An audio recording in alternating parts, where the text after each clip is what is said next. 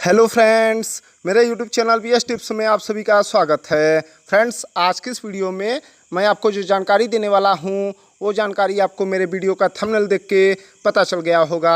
तो फ्रेंड्स, अगर आपको उस विषय में कंप्लीट जानकारी चाहिए तो मेरे वीडियो को लास्ट तक देखिएगा। वीडियो अच्छा लगे तो लाइक एंड शेयर जरूर करिएगा।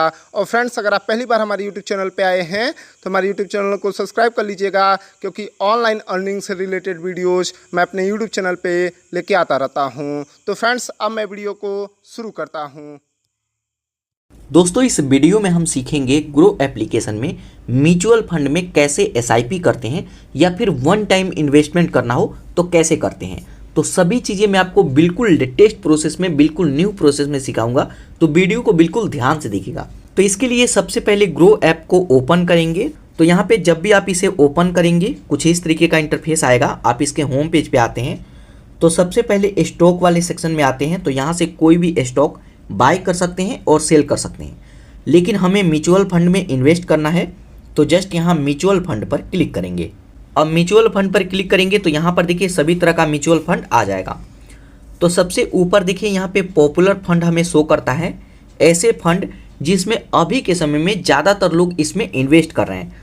तो यहाँ पे पॉपुलर फंड यहाँ पे आएगा, 5 फंड यहाँ पे आता है जिनका लिस्ट यहाँ पे देख सकते हैं। उसके बाद यहाँ पर देखिए 6 कैटेगरी का म्यूचुअल फंड है, तो इसको भी हम समझ लेते हैं। तो सबसे पहला है हाई रिटर्न, ऐसे म्यूचुअल फंड जिसमें सबसे ज़्यादा रिटर्न अभी मिल रहा है, लेकिन इसमें रिस्क भी ज़्यादा होता है। अब ज़्यादा रिस्क क्यों होते हैं ये वीडियो में हम आगे समझेंगे। उसके बाद दूसरा सेक्शन है SIP विथ 100 रुपीज़। SIP का मतलब होता है सिस्टमेटिक इन्वेस्टमेंट प्लान, मतलब ऐसे म्यूचुअल फंड जिसमें अगर हम ऑटो सेटअप इनेबल कर देते हैं तो हमारे बैंक से हर मंथ पैसे कट होकर के इसमें ऐड होता रहेगा। उसके बाद तीसरा है टैक्स सेविंग म्यूचुअल फंड, ऐसे म्यूचुअल फंड जिसमें अगर आप इन्वेस्ट करते हैं और जो भी आपको प्रॉफिट होगा तो अगर 1.5 लाख के अंदर अंदर रहता है तो ये टैक्स फ्री रहेगा। अगर उसके ऊपर प्रॉफिट जाता है तब आपको टैक्स देना होगा। लेकिन इसमें एक प्रॉब्लम ये भी रहता है कि एक टाइम ड्यूरेशन के लिए हम इसमें इन्वेस्ट करते हैं। मतलब अगर मैं इन्वेस्ट करता हूं और इसमें लिमिट है कि मैं 2 साल के बाद ही पैसे विड्रॉल कर पाऊंगा, तो 2 साल बाद ही निकाल पाऊंगा, लेकिन बाकी सारे म्यूचुअल फंड है इसमें ऐसा नहीं होता है। उसके बाद आता है लार्ज कैप म्यूचुअल फंड। अगर मैं इसमें पैसे डालता हूं तो ये ऐसे कंपनी में पैसे लगाते हैं जो 10,000 करोड़ से ज़्यादा का हो। तो जो भी 10,000 करोड़ से ज़्यादा का कंपनी होते हैं उनको लार्ज कैप कैटेगरी में रखा जाता है। तो इसमें मैं पैसा डालता हूँ तो इसमें रिस्क भी कम रहता है, लेकिन रिटर्न भी हमें कम मिलता है। उसके बाद आता है मिड कैप म्यूचुअल फंड, ऐसे कंपनी जो 2,000 करोड़ से ऊपर का हो और 10,000 करोड़ से बीच का है, तो उसमें ये पैसे लगाते हैं। तो अगर मैं इसमें पैसा लगाता हूं तो चांसेस रहता है कि हमें ज़्यादा रिटर्न मिले, लेकिन इसमें रिस्क भी ज़्यादा होता है। उसके बाद आता है स्मॉल कैप म्यूचुअल फंड। तो अगर मैं इसमें पैसे लगाता हूं तो 2,000 करोड़ से कम की जो कंपनी है उसमें पैसा लगेगा, तो इसमें रिस्क बहुत ही ज़्यादा होता है, लेकिन इसमें ग्रोथ का और भी ज़्यादा चांसेस रहता है, क्योंकि भविष्य में जो भी स्मॉल कैप कंपनी होता है उनका टारगेट होता है कि हम मिड कैप में शामिल हों, तो इसमें ग्रोथ का चांसेस ज़्यादा रहता है। तो यहाँ पे ये 6 कैटेगरी है। इसके अलावा अगर आप स्क्रॉल करके नीचे आते हैं तो यहाँ पर देखिए, यहाँ पे एक ऑप्शन दिखेगा क्विक एक्सेस। उसके बाद यहाँ पे ऑप्शन आता है NFO लाइव। इसमें ऐसे म्यूचुअल फंड आते हैं जो कि अभी अभी लॉन्च होने वाले हैं। तो अगर आप कोई नया म्यूचुअल फंड ढूंढ रहे हैं तो सभी कैटेगरी आपको यहाँ पे दिखेगा। तो यहाँ पर देखिए 4 लिखा हुआ है। अगर मैं इस पर क्लिक करूँ तो आप यहाँ पे देख सकते हैं कि 4 ऐसे म्यूचुअल फंड है जो कि ओपन हो चुका है, इसमें मैं इन्वेस्ट कर सकता हूँ। तो यहाँ पर देखिए सभी ड्यूरेशन और इसका नाम भी यहाँ पे देख सकते हैं, और ये लॉन्च के लिए रेडी हैं और इसमें मैं पैसे इन्वेस्ट कर सकता हूँ। तो यहाँ पे ये सभी चीज़ें देख सकते हैं। उसके बाद अगर आप बैक आते हैं तो यहाँ पर देखिए सभी म्यूचुअल फंड यहाँ पे आपको दिखेगा। अगर यहाँ पर 3 इयर्स पर मैं क्लिक करता हूँ तो यहाँ पर देखिए 3 इयर्स का रिटर्न देख सकते हैं। अगर इसी पर आप क्लिक करेंगे तो 5 इयर्स का रिटर्न यहाँ पे देख सकते हैं कि 5 इयर्स में कौन कंपनी सबसे ज़्यादा रिटर्न दिया है। अगर आप इसी पर क्लिक करेंगे तो 1 इयर्स का रिटर्न यहाँ पे देख सकते हैं कि 1 साल में कौन सा कंपनी सबसे ज़्यादा रिटर्न यहाँ पे दिया है। तो यहाँ पे ये सभी चीज़ें देख सकते हैं। उसके बाद स्क्रॉल करके ऊपर आते हैं, और जैसे मान लीजिए कि मेरे को म्यूचुअल फंड में SIP करना है या फिर वन टाइम में जाना है, तो देखिए अगर आप नए हैं तो मैं आपको सलाह दूंगा कि आप लार्ज कैप में जाएं, बल्कि आप इंडेक्स फंड में जाएं। इंडेक्स फंड का मतलब होता है कि इंडिया के जो टॉप के 50 कंपनी है उसी में ये पैसा इन्वेस्ट होगा। बाकी आप लार्ज कैप में भी जा सकते हैं, इसमें भी रिस्क काफ़ी कम होता है। तो मैं इसी पर क्लिक करूंगा। अब उस पर क्लिक करेंगे तो यहाँ पर देखिए वो सभी म्यूचुअल फंड आ जाएंगे जो कि लार्ज कैप में अपना पैसा लगाते हैं। तो अगर मैं इसमें पैसा डालूंगा तो लार्ज कैप में पैसा लगेगा। तो यहाँ पर देखिए काफ़ी सारा म्यूचुअल फंड यहाँ पे आ जाएगा। आप यहाँ पे चूज करेंगे, देख सकते हैं कि किस में मेरे को पैसा लगाना है। तो जैसे मान लीजिए कि यहाँ पे मेरे को निप्पॉन इंडिया में पैसा लगाना है, तो इस पर मैं क्लिक करूँगा। अब उस पर क्लिक करेंगे तो सबसे पहले म्यूचुअल फंड का यहाँ पे नेम देख सकते हैं। यहाँ पर देखिए वेरी रिस्क लिखा हुआ है क्योंकि ये इक्विटी में जाता है। इक्विटी का मतलब ये होता है कि जो भी पैसा यहाँ पे मैं लगाऊंगा उसे शेयर बाय किया जाएगा। ये लार्ज कैप फंड है तो इसमें रिस्क थोड़ा सा कम है।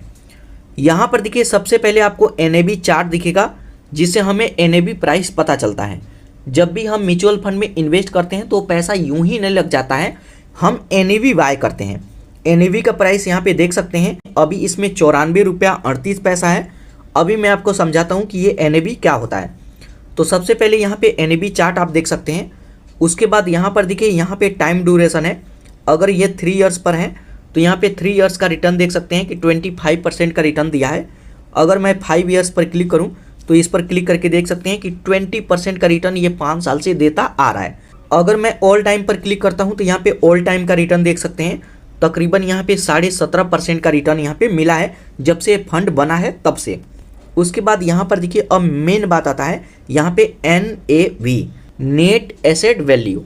अब नेट एसेट वैल्यू क्या होता है कि जैसे मान लीजिए कि हम जो भी पैसा लगाते हैं उससे कोई ना कोई शेयर बाई किया जाता है। तो जैसे मान लीजिए कि कोई शेयर यहाँ पे 10,000 का है, मैं एग्जाम्पल यहाँ पे समझा रहा हूँ।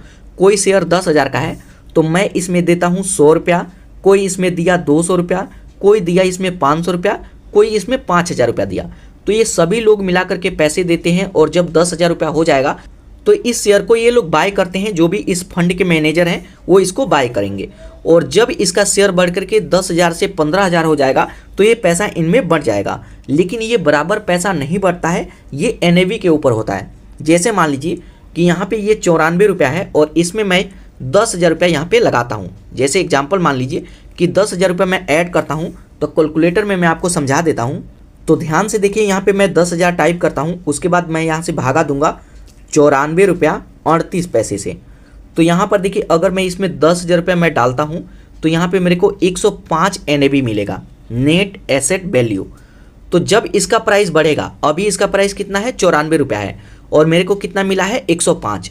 तो जब 94 से बढ़ करके जैसे मान लीजिए ये 100 हो जाता है, तो जैसे मान लीजिए कि यहाँ पे मैं 10,000 लगाया हूँ तो अब ऐसे कैलकुलेट नहीं करेंगे।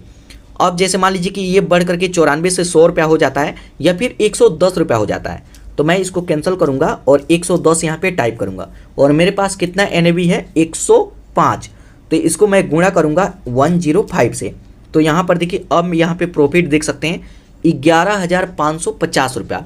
तो यहाँ पर देखिए जो भी 10,000 से बढ़ा हुआ अमाउंट है ये मेरा प्रॉफिट है 1,550 रुपया। तो जब भी हम म्यूचुअल फंड में पैसा लगाते हैं तो हम NAV बाय करते हैं और जितना NAV मिलेगा उसी हिसाब से मेरा पैसा लगेगा और उसी हिसाब से मेरे को प्रॉफिट भी मिलेगा। तो मैं उम्मीद करता हूँ ये चीज़ें आप समझ गए होंगे। उसके बाद यहाँ पर देखिए रेटिंग है जो कि 4% का रेटिंग इसको दिया गया है।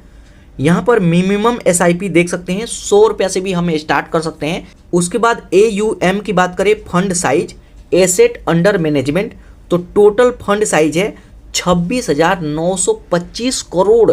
26,000 करोड़ की बात चल रहा है, हम इसमें 10,000 5,000 रुपया डालने की बात कर रहे हैं। तो ये इतना बड़ा फंड है।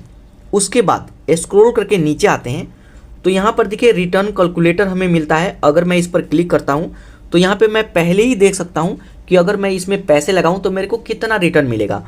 तो पैसे 2 तरीके से लगता है। पहला है कि आप सिस्टमैटिक इन्वेस्टमेंट प्लान के हिसाब से लगाएं, मतलब आप SIP करें। तो अगर आप SIP करते हैं 5,000 रुपया से पर मंथ और यहाँ पे मैं 5 इयर्स पर क्लिक करूँ तो यहाँ पे देख सकते हैं कि अगर मैं 5,000 रुपया पर मंथ इन्वेस्ट करता हूँ 5 साल तक, तो मैं इसमें डालूंगा 3 लाख रुपया और 5 साल बाद मेरे को मिलेगा 5.5 लाख रुपया, तकरीबन डबल। उसके बाद 1 टाइम का भी सेक्शन है। अगर मैं 1 टाइम पर क्लिक करता हूँ और कोई 1 टाइम यहाँ पे पैसा लगाता है, तो जैसे मान लीजिए मैं 1 टाइम के लिए 1 लाख रुपया इसमें डाल देता हूँ। मैं इसमें महीने पे पैसे नहीं डालूंगा क्योंकि मेरे पास जॉब नहीं है।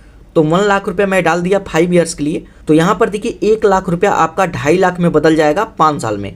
तो यहाँ पे इस तरीके से आप खुद भी कैलकुलेट करके देख सकते हैं कि मैं यहाँ पे पैसे लगाता हूँ तो कितना रिटर्न मेरे को मिलेगा।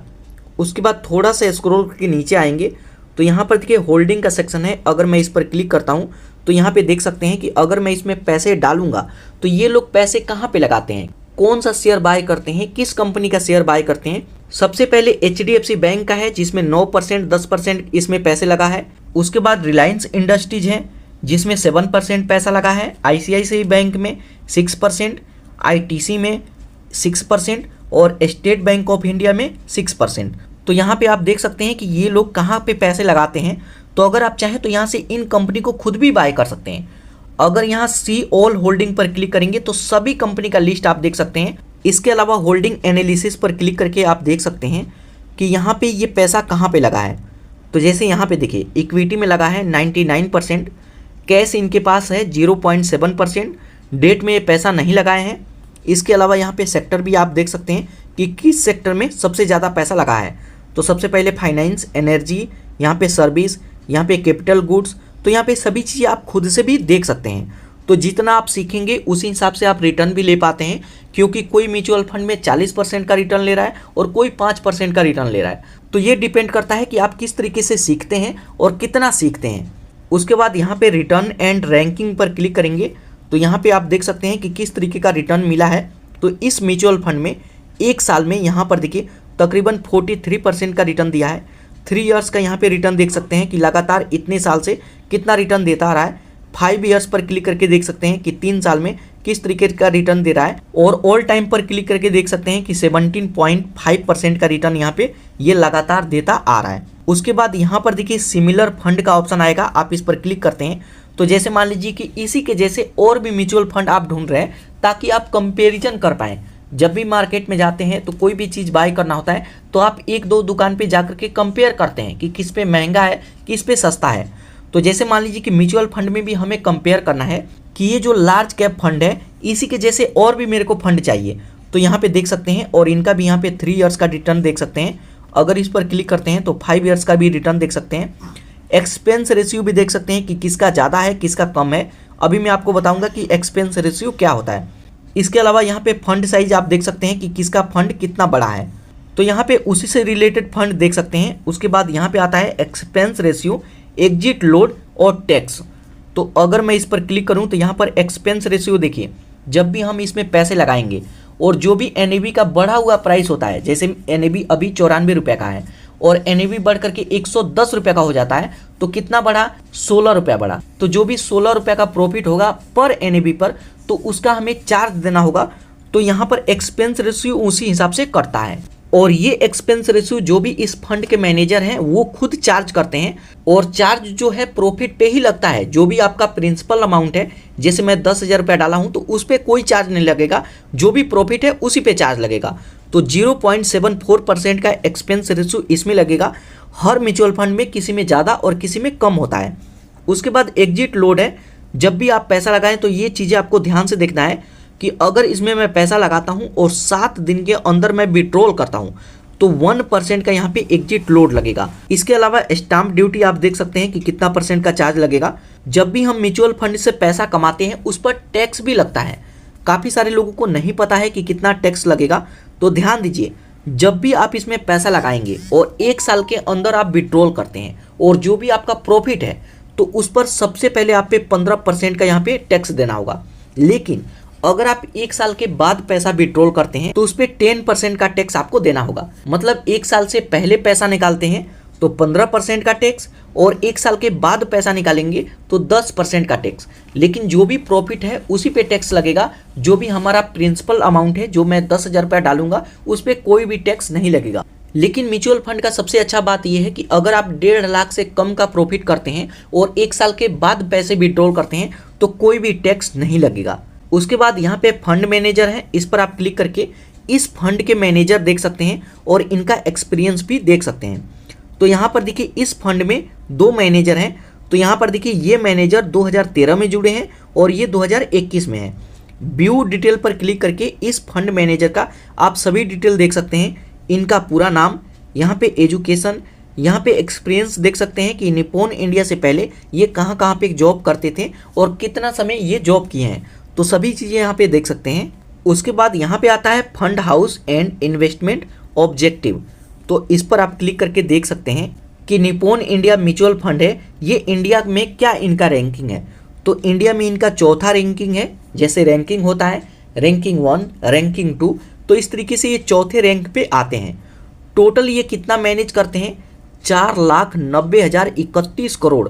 तो ये एक ही म्यूचुअल फंड में नहीं है, इनका कोई मिड कैप म्यूचुअल फंड है, स्मॉल कैप म्यूचुअल फंड है, लार्ज कैप म्यूचुअल फंड है, इंडेक्स फंड है, तो सभी का मिलाकर के निप्पॉन इंडिया 4,90,000 करोड़ का ये फंड मैनेज करते हैं। निप्पॉन इंडिया कब से शुरू हुआ, तो 30 जून 1995 से ये काम कर रहे हैं और अब तक ये रनिंग में है।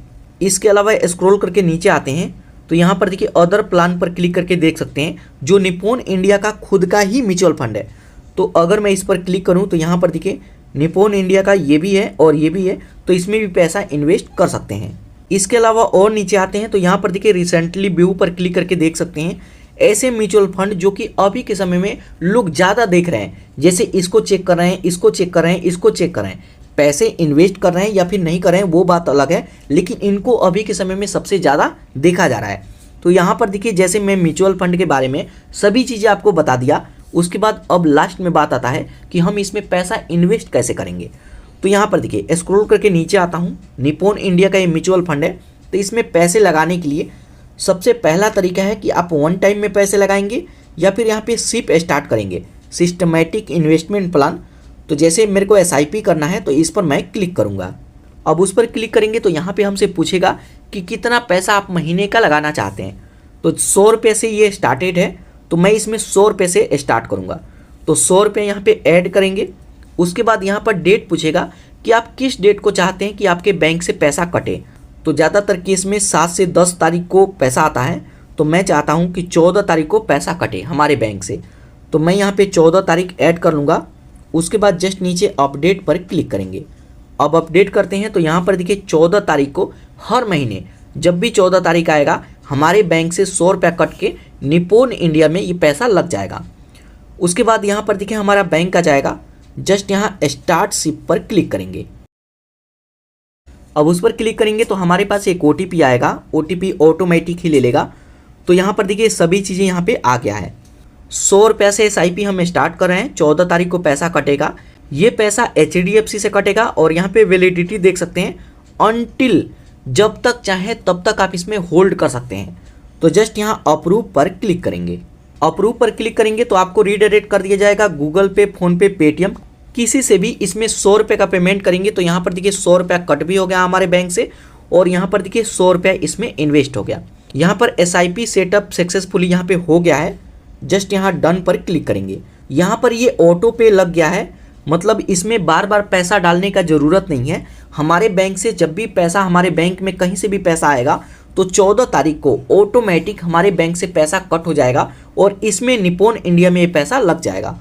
तो जस्ट यहाँ डन करेंगे। अब डन करेंगे तो आप आ जाएंगे डैशबोर्ड वाले सेक्शन में।